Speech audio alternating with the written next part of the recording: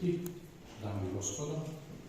Vojna akademija danas ima zadovoljstvo da organizuje promociju knjige Srbi koji su zadivili svijet, autora Dragana Miloševića.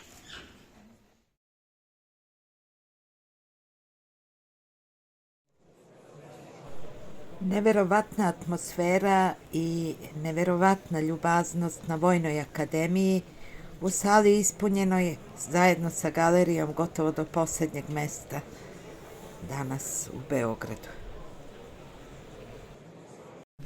Iako profesionalno ostvaren i afirmisan na međunarodnom planu, Dragan Milošević je uvek težio novim saznanjima i dostignućima, osporavajući na taj način tezu da se era enciklopedijski obrazovanih ljudi završava sa Leibnicom. Poslednjih 9 godina intenzivirao je svoj istraživačko-publicistički rad, čiji su rezultat 4 objavljene knjige: Narodni budilnik, Heroine Srbije, Spomenik večnim srpskim prijateljima i 30 srpskih zašta. Najnoviju 5. knjigu pod naslovom Srbi koji su zadivili svet predstavljamo danas. Knjizi će pored autora govoriti Žana Živaljević, novinar i predsjednik Udruženja kulture iz Zemuna, profesor dr. Miladin Radisavljević, profesor i dekan Fakulteta za sport i fizičko vaspitanje Beogradskog univerziteta, sada na penziji, i Ranko Bojković, pravoslavni publicista, prevodilac ruskog jezika, predsjednik upravnog odbora Pravoslavne fondacije i generalni sekretar Svesrpskog slovenskog pokreta, koji je i recenzent knjige. Molim gospođu Živaljević da nam se obrati. Želim najpre da vas pozdravim i da se zahvalim ovako divnom skupu, ovoj srpskoj eliti koja ima priliku da čuje o najnovijem 5. književnom delu Dragana Miloševića.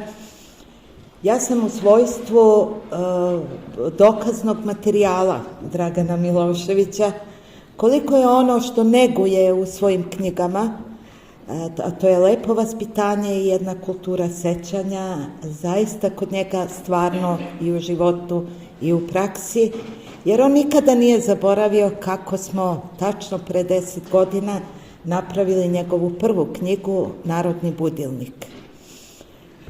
Tačno na 2 godine, po mom nekom sudu i računici, Dragan je izlazio sa novom knjigom i evo za 10 godina, Bogu hvala, 5 divnih enciklopedija za svaku kućnu biblioteku i svaku ustanovu. Ponosna sam što sam izdavač tog budilnika koji sada budi Srbiju u svim mestima i gradovima gde Dragana kao autora zovu, jer vi imate retku priliku ne samo da pročitate knjigu i imate je, nego i da čujete kako on govori, jer je to tek nešto posebno. Kratko ću 2 rečenice, da ne bih oduzimala vreme, da vam ne uskratim to zadovoljstvo koje sam upravo preporučila, da kažem o knjizi da recimo 70% imena srpskih velikana nisam znala i nisam čula, a slovim za obrazovanu i osobu koja dosta zna.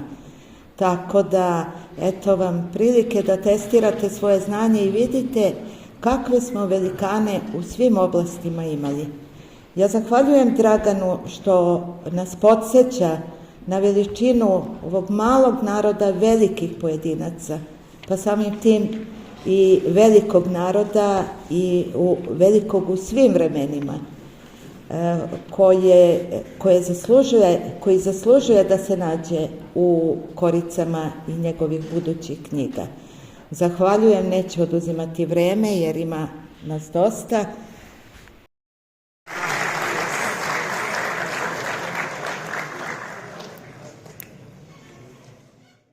Like i zaprati.